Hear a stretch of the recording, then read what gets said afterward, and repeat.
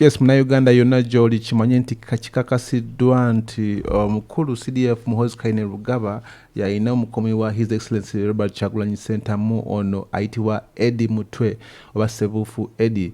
Ono yawambibwa ennaku eziyiseeko awo nga bamusanga mu kkono ne bamuyisa bubi nnyo ne bamukubakuba nga omulaba mu kifaananyi wano nti alina n'ebisago ebimu ku nnyindo bikyawona biki naye nga bamuyisa bubi nnyo nga bamutwala era nga mu kumutwala teri amanyi gyali. Ebitongole bya poliisi byonna byamweganye, amagye byamweganye, CMI, ISO byonna bamweganye, naye ate omukulu Gen.Muhoozi Kainerugaba yavuddeyo nakakasa nti yamuyina. Kino kyavudde ku posti emu Bobi Wine gye yapostinze ng'agamba nti mufiringe Eddie Mutwe, free Eddie Mutwe, lwaki mumukwata, lwaki mumuyisayo mutyo.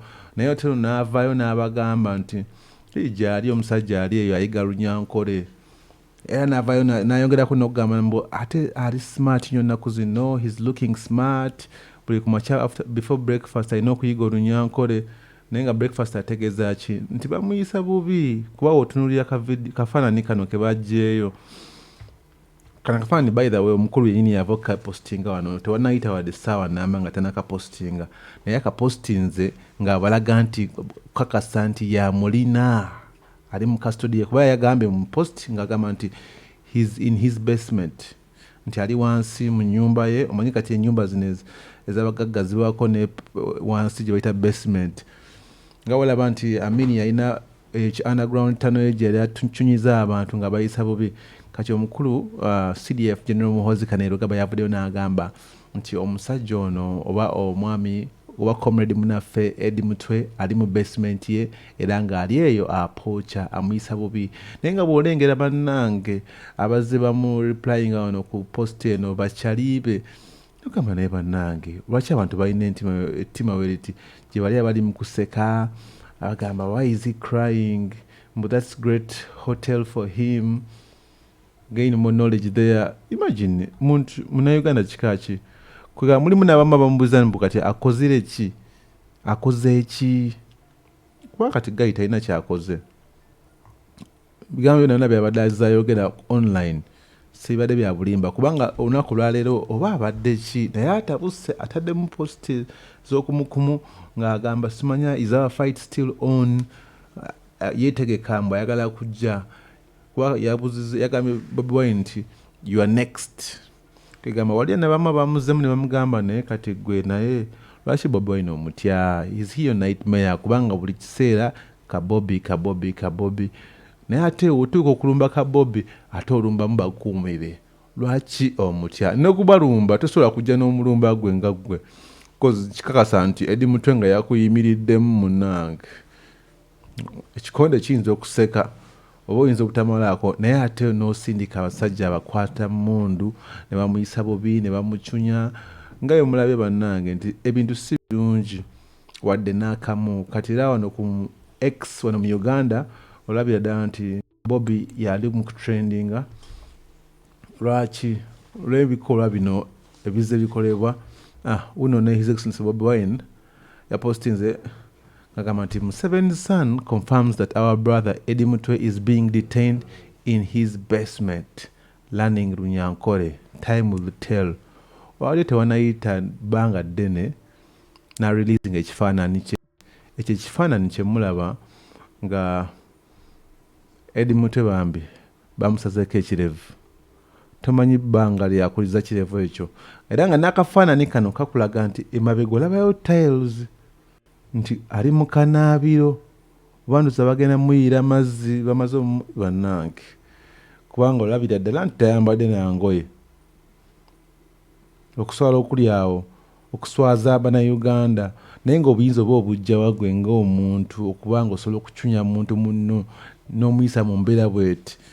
Why? Ugandans mwebuuze nti kino kinakoma ddi okubanga Abannayuganda bakyayisibwa mu mbeera bweti. Lengera wano mbu Kabobi is our boxing match still on. Why?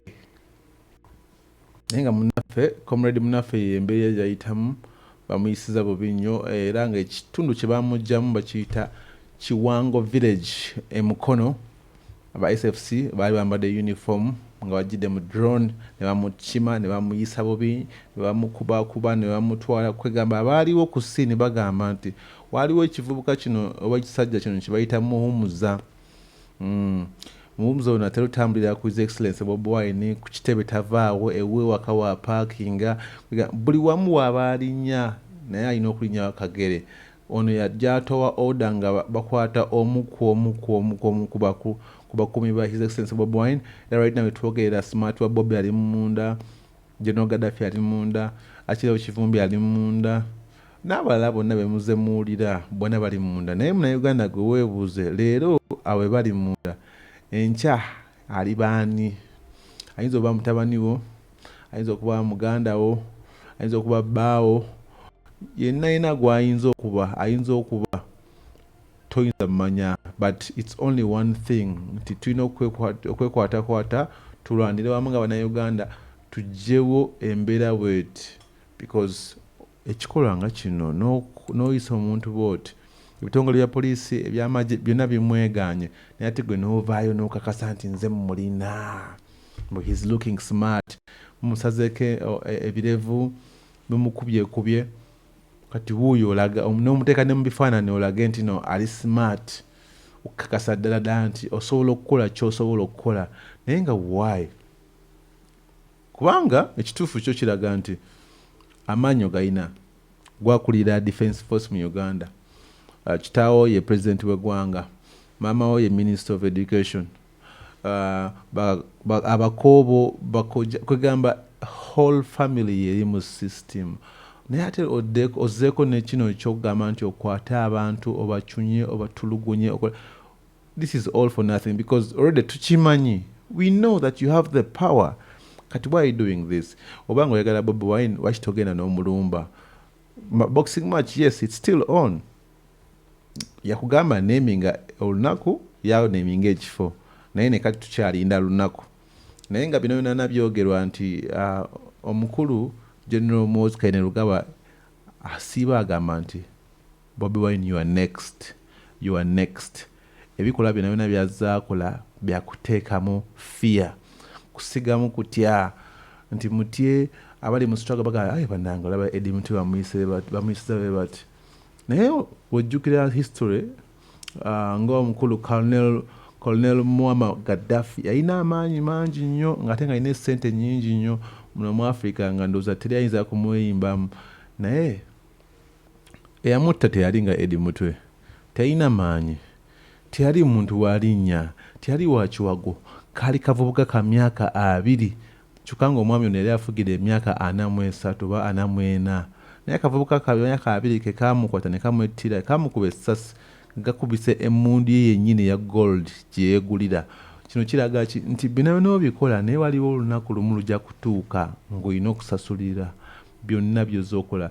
Zino posts naku zino tulina omutimbagano, ojja n'oposta nomala n'obidiriitinga oba n'obula, but all this is evidence that one day you shall stand to testify nti bine obanga okyali mulamu embeera neetereera mu Uganda javaayo otuwe answers ku bintu bye wayogeranga. But if Kabobi abuses anybody in my family again, he will imperil Eddie even more than he already has. Okitegeera nti singa Bobi Wine avayo n'avuma family neera Eddie Mutwe agenda muyisa bubi nnyo kusinga ne kati waali nti this is when he was urinating by the way. Olaba nga bwe bagambye nti ekifaananyi kino kyakubibwanga ali mu tooyi, buli ekifaananyi mbu yali ali mu kufuka. Post zikyali nnyingi nga muziraba wano dakika 3. Next is Kabobi. I have never joked in my life. I don't know why people think my tweets are jokes. Ayongedde okukakasa nti byonna byayogerako abikakasa nti wagamba nti agenda kutta omuntu, agenda kusalako omuntu omutwe, aba agenda kikola. So neewunya n'okwewunya ab'ebitongole by'okwerinda mulinda kikoze omuntu yeewaako obujulizi buli ku makya yeewaako obujulizi naye teri asobola vaayo n'agamba tugenda mumukwata. This is Uganda munange naye nga Uganda just know that amaanyi agafuga eggwanga lino gali mu bantu era abantu fe abalina ovaayo ne tulwanira eggwanga lyaffe otherwise tugenda kuba tuli mu katembo. Kati simanyi n'olengera abasajja nga babbalamu biki bayinza okwogera naye nga olengera wano mami we agamba nti Christian wife mother grandmother founder of JoelSsenyonyi Minister of Education and Sport First Lady of the Republic of Uganda. Ye mama we Christian wife mother grandmother naye nga omutabani byali mu kukola naye ayigiza abantu Lunyankole naye nga bamu answerinze bangi.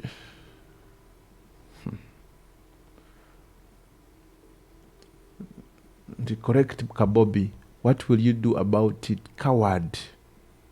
Kati wekwese mamundu naye ate oyita muno coward. Tosobola vayo okugamba n'ogamba nti ojja okyekolere kujjako okugamba nti wavayo n'otugamba wagenda ku offices za NUP naye ate wagenda n'abasirikale bayangi. I posted n'agamba nti the beards were the first things the boys removed after he finished crying and urinating. But if you see Eddie's head now, he looks like an egg, totally clean. But Eddie started crying as soon as the boys grabbed him. His new uncle is improving these days. I can't release Eddie now. It will be unfair to me and him. He is learning Nyankole and we are both training for Kabobi. Nti ye tasobola kuta Eddie mu kiseera kino tekijja kubeera fair gyali.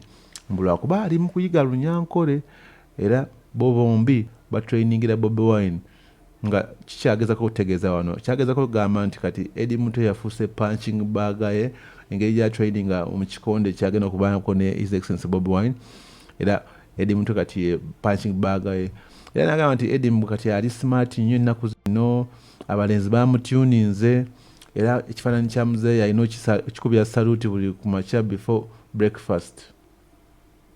Naye nga ye mu bwongo bwe agamba nti I captured NUP's military commander like a grasshopper. If they keep on provoking us, we shall discipline them even more. Nti wambye military commander wa NUP ng'enseenene. Era nga ategeeza nti we banaatusoomooza aba NUP bajja badisciplininga n'okusinga waawo. Kyekyo ekikolwa ekyaliwo mu kusooka ye baakwata Chairman Nyanzi kubanga Chairman Nyanzi yera ayisaamu His Excellency Bobi Wine mu parade gye baakola ku birthday kati nga bagamba Chairman Nyanzi ye commander. Kati mu kumala okunoonyereza ne byonna naye baakoze nga bagamba Eddie Mutwe alayika ye military commander kwe kumukwata. Ye tweet eno gy'olaba mbu yamukutte era military commander era kati nope muli mu mikono gye. But why is Uganda like this? Nze simanyi na kyakwongerako kweno emboozi naye namwe mukyerabiddeko yona kwegamba zino emboozi teziggwa na kugwa kuba buli ddakiika ayongera kola ki postinga naye nga yino ddakiika 24 emabega ya postinze ng'agamba mulaaleje ng'akyategeeza nti musule bulungi good night. Era nazo nange sijja kusukkawo awo olunaku lwaleero naye gagega mawulire katulinde enkya webunaakeerera tulabe kipya kye kinaaba kizeewo oba wanaabawo ekinaaba ekikyuseewo mu mbeera ya muganda waffe oba comrade muganda waffe. Naye nga tulaba ne Balamu naye atatute okutrendinga mu kiseera kino nga twebuuza lwaki Balamu naye aba atrendinga because mukimanyi nti Balamu naye ajubisa nnyo naye nga tosobola kujubisa bintu bya kisiru nga bino sometimes waliwo ekisukka wuuyo nati ng'omulaba nti highest authority on global discipline general kwegamba ye aliwo okusudya mugagga nti kyakoze kyamagezi nnyo kyamakulu nnyo era ali mu disciplininga. Discipline eno lino si ssomero wabanga alina omusango gwe yakoze mumutwale mu kooti akole ki asasulire omusango gwe naye nga waliyo omuntu omu yakommentire ku Balamu namugamba you are a fool. Balamu naye yamwakanyiriza namugamba I agree. Muganda wawe kitegeeza Balamu naye akimanyi nti mujjuvu. Naye ngene bino ebintu si byakusekeramu. Muganda waffe Edi Mutwe ali mu mbeera mbi ng'emulaba engeri gye bamuyisaamu, naye tweyongere okusaba tulabe Mukama wanze okubaako n'ekyakola, kubanga embeera ya muganda waffe ekyuka oba avaayo.